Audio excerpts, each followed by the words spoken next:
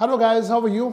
आशा करते हैं आप सब एंजॉय कर रहे हैं और पढ़ाई भी कर रहे हैं। तो चलिए आज टेंसेस में हम शुरुआत करने वाले हैं एक नए पॉइंट की, वो है कंडीशनल्स। वैसे तो देखा होगा आपने, कंडीशनल नंबर 1 हम कर चुके हैं। किस में किया था हमने? फ्यूचर कॉम्बिनेशन में। और आज हम करेंगे condition number 2। So this is not 1, this is 2 is going to be number 2 conditional. ये कौन से कंडीशनल्स हैं ये देखते हैं। ये है वर एंड वुड का कॉम्बिनेशन। भाई वर एंड वुड का कॉम्बिनेशन क्या होता है, कब यूज करते हैं, इसे समझ लेते हैं थोड़ा सा। एक्चुअली जब दो बार हिंदी में ता आ जाए, ये होता तो ये हो जाता, तो ये हो जाता है कंडीशनल नंबर 2। इसकी इंग्लिश बनाते समय हम वर और वुड का यूज करते हैं। बट एक चीज और देखनी जरूरी है, वर के साथ हमारा यूज होना चाहिए नाउन या प्रनाउन, और वुड के साथ हम इस्तेमाल करेंगे हमेशा हमेशा और हमेशा first form of the verb. Is it okay? क्या काम है, सुनते। वर के साथ नाउन यूज होगा या प्रनाउन यूज होगा, और वुड के साथ यूज होगा first form of the verb. ये जो सेंटेंसेस हैं आज हम जो करने वाले हैं, जिसका नाम हमने बताया कंडीशनल, इसकी एक और विशेषता है। इसमें ना हम कल्पना यूज करेंगे, इमेजिनेशन यूज करेंगे, फैंटेसी यूज करेंगे। फैंटेसी बोले तो कल्पना, इमेजिनेशन। ये आज हम जितने सेंटेंसेस करने वाले हैं ये सत्य नहीं है, ये इमेजिनेटिव है। ए काश अगर ऐसा होता, अब जो हो नहीं सकता। ए काश अगर मैं पक्षी होता तो। अभी अब आप पक्षी तो नहीं हो सकते ना, सिर्फ बोल सकते हैं, सपनों में हो सकते हैं, रियलिटी में इट्स नॉट पॉसिबल। तो क्या कहते हैं, वर के साथ हम यूज करेंगे नाउन या प्रनाउन, और वुड के साथ यूज करेंगे फर्स्ट फॉर्म। अब ये कैसे यूज करना है, जब तक हम इसकी प्रैक्टिस नहीं करेंगे कैसे पता चलेगा। तो आइए शुरू करते हैं। और पहले हम आपको ये बताएंगे कि कैसे करना है, फिर बताएंगे एग्जाम में इसके ऊपर प्रश्न कैसे बनता है। ओके, आपसे कैसे पूछा जाएगा ये प्रश्न, तो आपको अपना कॉन्सेप्ट क्लियर करना है गाइस। आइए शुरुआत करते हैं। सेंटेंस नंबर 1 को सामने रखते हुए हम इसे पढ़ेंगे। This is sentence number 1। अगर मैं पक्षी होता तो मैं आसमान में उड़ जाता, है ना। कौन उड़ जाता? मैं। फाइन। तो यहां पर हम इसकी इंग्लिश बनाएंगे, और इंग्लिश बनाते समय हम देख रहे हैं अगर मैं पक्षी होता। एक तो पार्ट हो गया ये, तो मैं आसमान में उड़ जाता। अब यहां मैं दोबारा लिखना जरूरी नहीं है, आप चाहो तो लिखो चाहे तो मत लिखो, बट बात तो एक ही है। तो इसकी इंग्लिश कैसे बनाएंगे? पहले बनानी है अगर मैं पक्षी होता। इस पार्ट में यूज होगा वर और साथ में नाउन या प्रनाउन, ठीक है। और दूसरे पार्ट में वुड के साथ फर्स्ट फॉर्म। तो आइए चलिए इंग्लिश बनाते हैं इसकी। अगर मैं पक्षी होता, if I were a bird. If I were a bird, अगर मैं पक्षी होता तो। ठीक है जी। एक चीज और हमें देखनी है, बहुत से लोग ये सोच रहे होंगे यार ये आई के साथ वर क्यों लगा दिया, वाज आना चाहिए ना। भाई आई के साथ वाज ही आता है, प्लूरल के साथ वर आता है, जैसे कि you, they, Ram and Shyam, है ना। बट यहां पर क्यों आ रहा है? क्योंकि यहां हमें सभी के साथ वर ही लगाना है, वाज नहीं लगाना। क्यों भाई? ये इमेजिनेशन वाले सेंटेंसेस है, फैंटेसी वाले। अगर कल को कोई आपसे पूछे रहे भाई गलती हो गई, आई वाज होना था, आई वर कर क्यों किया, तो आप क्या बोलोगे? फैंटेसी। इसमें हम काल्पनिक सेंटेंसेस को ले रहे हैं, ये रियलिटी नहीं है, कल्पना है। ओके, सो अब इसकी इंग्लिश बनाते हैं जी। अगर मैं पक्षी होता तो, if I were a bird, ये तो बन गया आधा part, this is incomplete part, जिसे कहते हैं सबऑर्डिनेट क्लोज। अब प्रिंसिपल क्लोज बनाते हैं। मैं आसमान में उड़ जाता, मैं, आई वुड के साथ फर्स्ट फॉर्म लगा दो, I would fly in the sky. I would fly in the sky, मैं आसमान में उड़ जाता। आपकी जानकारी के लिए एक चीज और हम बताना चाहेंगे कि आपको इन्हें आगे पीछे भी करने की पूरी परमिशन है। इवन मैं पूरी इंग्लिश की बात कर रहा हूं। कैसे? ये देखिए, कह रहा है जी आप चाहे तो इस पार्ट को बाद में ले जाओ और इस पार्ट को पहले ले आओ। This is also quite possible. For example मैं लिख देता हूं, आई would fly in the sky if I were a bird। आपने एक छोटा सा डिफरेंस जरूर देखा होगा, इस सेंटेंस में, ऊपर वाले सेंटेंस में यहां कोमा आ रहा था आधे सेंटेंस के बाद, परंतु यहां पर कोमा नहीं आ रहा। क्यों नहीं आ रहा? क्योंकि ये जो भाई साहब ये इफ है ना, ये है कंजंक्शन, और जब कंजंक्शन लग जाए तो फिर कोमे की जरूरत होती नहीं है। ओके, चलिए अब हम बिना देरी के आगे बढ़ते हैं और सेंटेंस नंबर 2 की इंग्लिश बना रहे हैं। कैसे बनेगी जी, आइए जानते हैं। अगर तुम राजा होते तो क्या तुम मुझे अपना मंत्री बना देते? अच्छा, अब हम एक काम करेंगे। मैंने कहा कि भाई चाहे इस पार्ट की इंग्लिश पहले बनाओ, चाहे इस पार्ट की इंग्लिश पहले बनाओ, बट जब प्रश्नवाचक आ जाए तो ट्राई क्या करो कि कंप्लीट पार्ट यानी बाद वाले पार्ट की इंग्लिश हम पहले बनाए। क्या मुझे अपना मंत्री बना देते? कौन? तुम। So would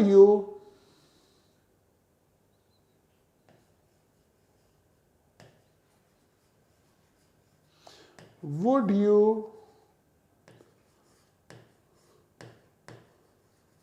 appoint me your minister? अगर तुम राजा होते, if you were the king। ये देखिए जी, ये हो गया सेंटेंस नंबर 2। इसे ध्यान से देखिएगा। Would you appoint me your minister? क्या आप मुझे अपना मंत्री बना देते? If you were the king, अगर तुम राजा होते। ठीक है, तो इसी तरह से हम इस तरह के सेंटेंसेस कर रहे हैं जिनमें ता दो बार आप देख पा रहे हैं सभी सेंटेंसेस में, देखिए। ओके, और इसमें आप देख पा रहे हैं फर्स्ट पार्ट में वर है, दूसरे पार्ट में वुड है, मतलब अगर वाला जो पार्ट है उसमें वर, और वर के साथ नाउन या प्रनाउन। अब मैं आपको कहता हूँ 30 सेकंड देता हूँ, इसकी इंग्लिश बनाओ जल्दी जल्दी, मैं कमेंट्स में आपकी वेट कर रहा हूँ। अगर मैं टीचर होता तो मैं तुम्हें रोज पढ़ाता। ये पढ़ाता है, पढ़ाता। मैं तुम्हें रोज पढ़ाता। इवन पढ़ाता। बनाइए जिसकी इंग्लिश बनाइए, मैं देखना चाहता हूं आप क्या बनाते हैं। Come on. अगर मैं टीचर होता तो मैं तुम्हें रोज पढ़ाता।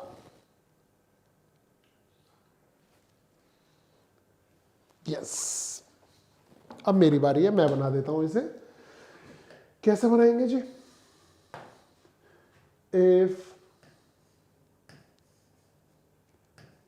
आई वर अ टीचर, क्या करता मैं? Comma, I would teach you daily. I would teach you daily. If I were a teacher I would teach you daily. ये है हमारी करेक्ट इंग्लिश। ठीक है, हमने बच्चों बनाए 3 सेंटेंसेस। अब हम आते हैं नेक्स्ट वन पर, और इनकी इंग्लिश मैं चाहूंगा कि आप जल्दी जल्दी कमेंट में भी टाइप करने की कोशिश करें। ये देखिए जी, 4 नंबर सेंटेंस ये रहा। अगर Raju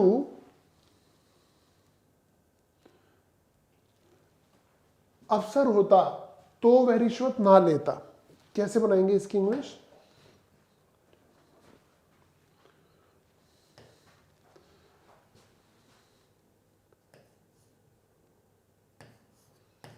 If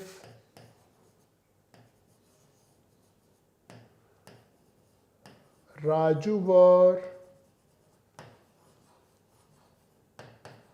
an officer, if Raju were an officer,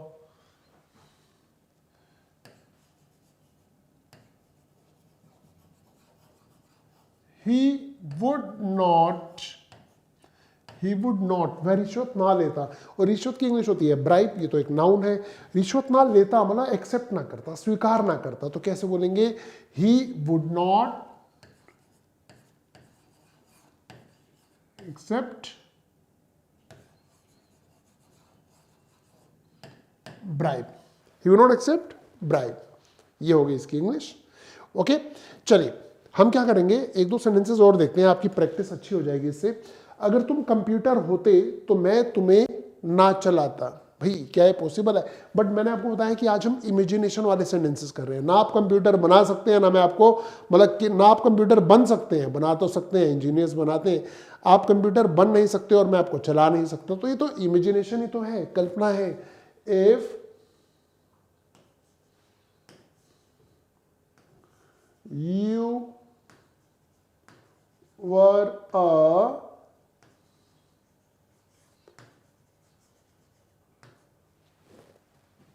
computer, अगर तुम कंप्यूटर होते, बड़ा अटपटा सा लग रहा है बट ये करेक्ट इंग्लिश है, क्योंकि हम यहां पर वर के साथ नाउन लगाना है और वो लगा दिया।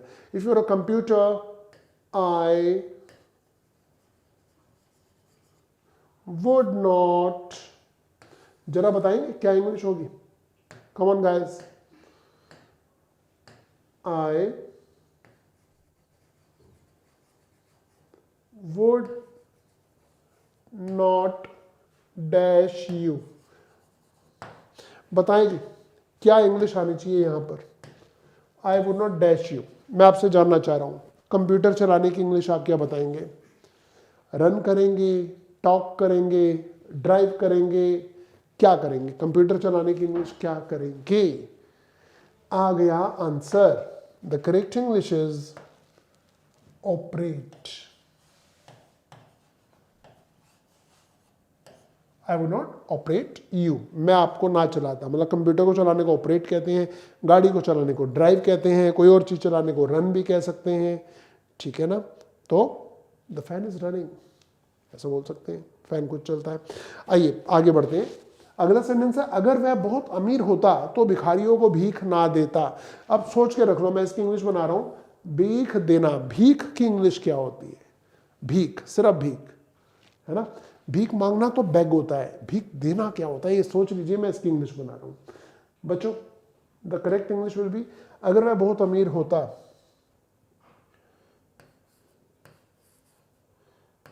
इफ ही वर, चाहे ही हो, शी हो या इट हो, हमें वर ही लगाना है। If he were very rich, अगर वह बहुत अमीर होता है, if he were very rich, comma he would not give dash to the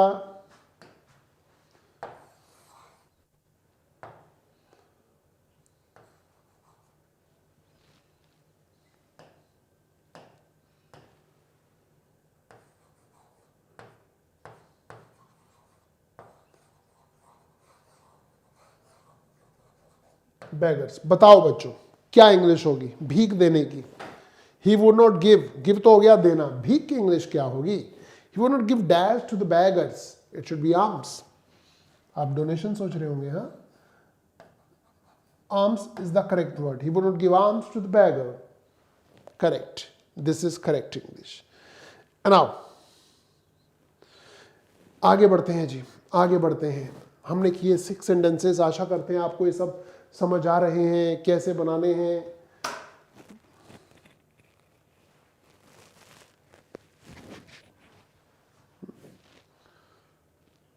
आगे चलते हैं। अगला सेंटेंस है, ये देखिए जी, 7, 8 और 9 की इंग्लिश अब हम बना रहे हैं। फिर हम आपको बताएंगे एग्जाम में क्वेश्चन कैसे बनते हैं। देखिए, अगर तुम कोई नेता होते तो सब तुम्हारी बहुत इज्जत करते। कैसे बनाए जी?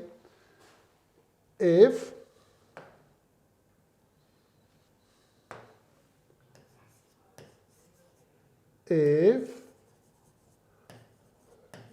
you were a leader,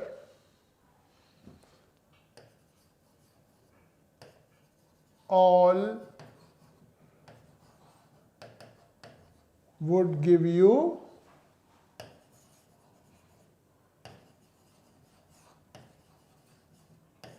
respect। आप चाहें तो इस पार्ट को पहले कर सकते हैं, इस पार्ट को बाद में कर सकते हैं, this is quite possible. Okay, चलो अब 2 सेंटेंसेस बचे हैं हमारे सामने, इसके बाद मैं मुद्दे पर आ रहा हूं कि ऐसे कैसे एसएससी के अंदर प्रश्न बनेगा। बट पहले इन सेंटेंस की इंग्लिश बना लें। अगर हम जानवर होते तो हम किसे मारते, हम इसकी इंग्लिश पहले बना लेते हैं, हम किसे मारते, है ना। तो हम किसे मारते, किसे की इंग्लिश क्या होगी जी, होम।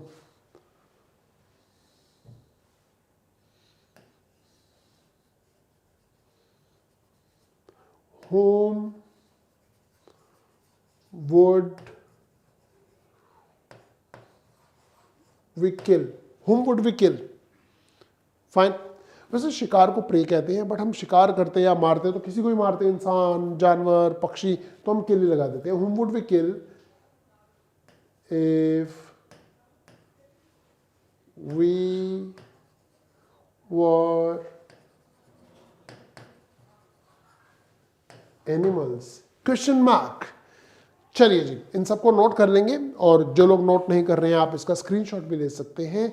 लास्ट सेंटेंस हमारे सामने है, अगर ये बोतल जग होती तो इसमें कितना पानी होता। ठीक है, तो पहले हम इसकी इंग्लिश बनाए, इसमें कितना, चलो यहीं से शुरू करते हैं। अगर ये बोतल जग होती, इफ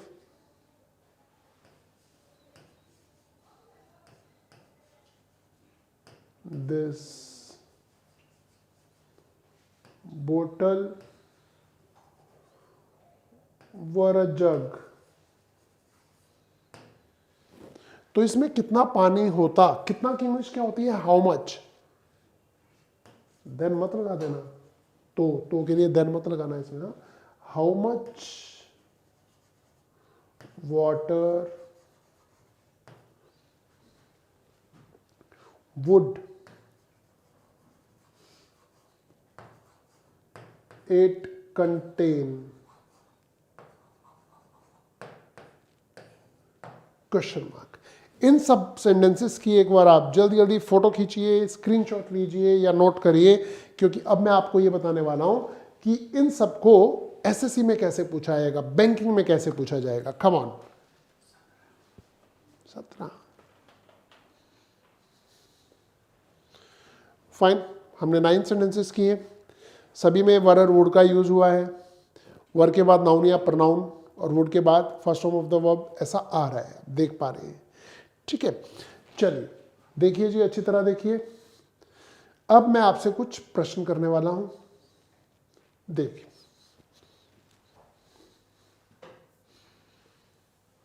नाउ क्वेश्चन एग्जाम में कैसे आएगा ये जानते हैं।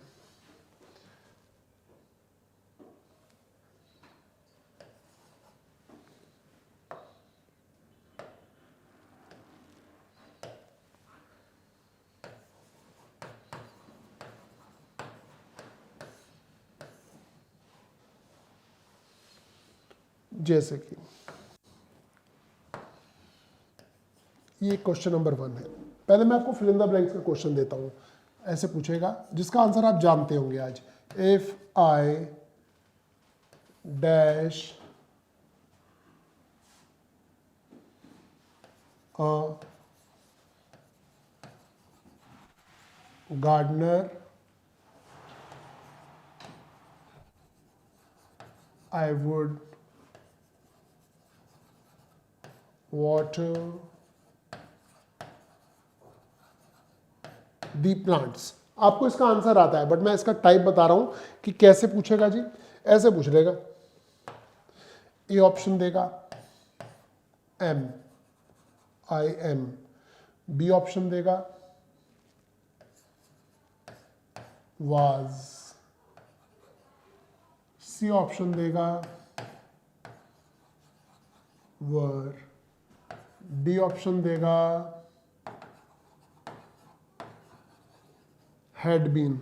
आप जानते हैं आंसर क्या है, क्योंकि अभी भी आपने इस टॉपिक को पढ़ा है, तो आपको तो कोई दिक्कत नहीं आने वाली है ना। बट सपोज कीजिए आपने टॉपिक पढ़ा ही ना होता, तो ज़्यादातर लोग क्या करते, वो या एम पे चले जाते या वास पे चले जाते, वर पे कोई जाता ही ना, जबकि करेक्ट आंसर है व। तो इसलिए बच्चों हमारा सही आंसर हो जाता है वर। ओके, अच्छा, अब इसका एक दूसरा पार्ट भी है, जिसे क्वेश्चन ऐसे भी पूछा जा सकता है, मैं आपको लिख के बता देता हूं।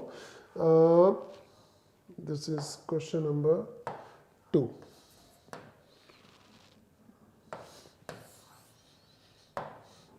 This is question number 2.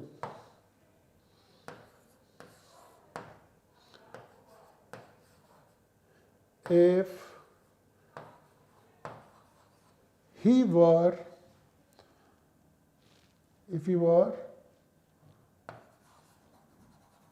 your maid, made नहीं करते हम,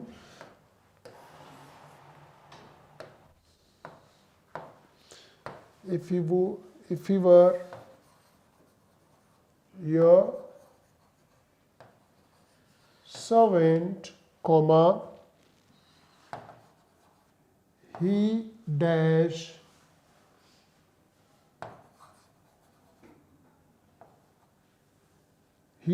wash, ऐसा कर देते हैं हम, he would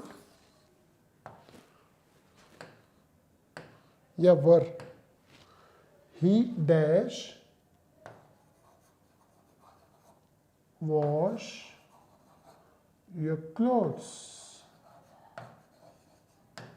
अब यहां पर हमारे सामने ऑप्शन होगी, आप जानते हैं सही आंसर क्या है कि भाई वर के अकॉर्डिंग तो यहां पर वुड आना चाहिए, बट जल्दबाजी में क्या होता है, जल्दबाजी में ये होता है कि ए पार्ट में उसने दे दिया विल, बी पार्ट में दे दिया वुड, सी पार्ट में दे दिया डिड, और डी पार्ट में दे दिया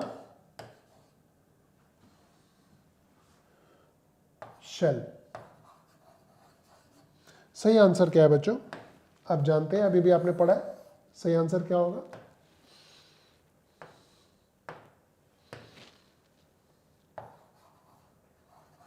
हेड लगाए थे. तो सही आंसर क्या होगा जी, वर के साथ आपको वुड ही तो ढूंढना है, और ये रहा would is the correct answer. यहां पर वुड लगा दो,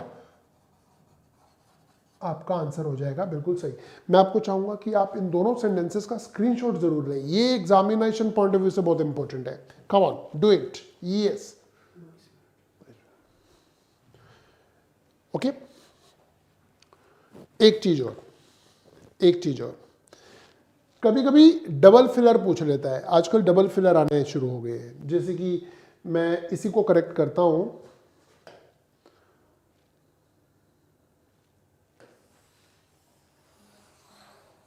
ये क्वेश्चन का मैं आपको बता रहा हूं टाइप, ठीक है जी. इसे भी हटा देते हैं. फाइन. अब यहां पर ना हमें ऑप्शन दे रहा है, देखिएगा ये बड़ा मजेदार क्वेश्चन पूछ रहा हूं मैं आपसे. ए में देगा, अब दो फिलर है, डबल फिलर है ये, ठीक है. यहां पर देगा कि एम एंड वाज. क्या ये सही है? सही आंसर तो हम जानते हैं कि कुछ और ही है. बी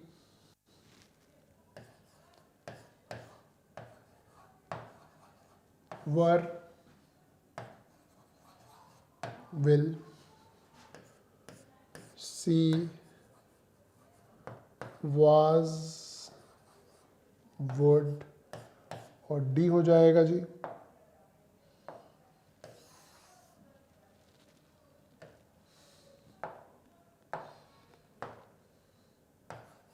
डी ऑप्शन हो जाएगी वर एंड वुड. तो आप जानते हैं सही आंसर क्या है. आज हमने क्या पढ़ा है, वर एंड वुड पढ़ा है, तो यहां पर वर एंड वुड ही होगा, ये करेक्ट आंसर होगा.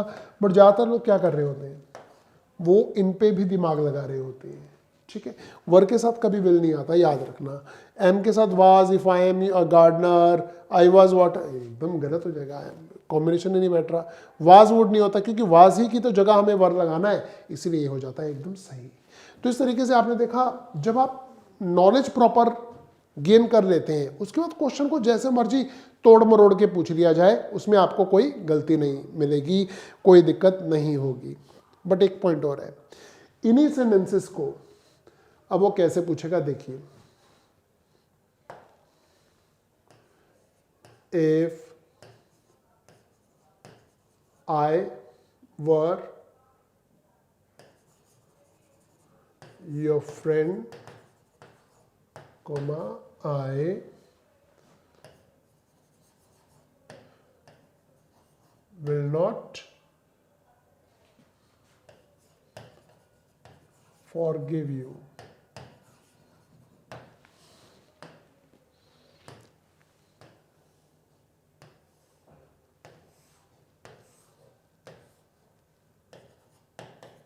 ये कह रहा है नो एरर, ये कह रहा है ए पार्ट है, बी पार्ट है, सी पार्ट है, डी पार्ट है और ई पार्ट है। अगर इस सेंटेंस में कोई एरर नहीं है तो आपका आंसर होगा ई ऑप्शन।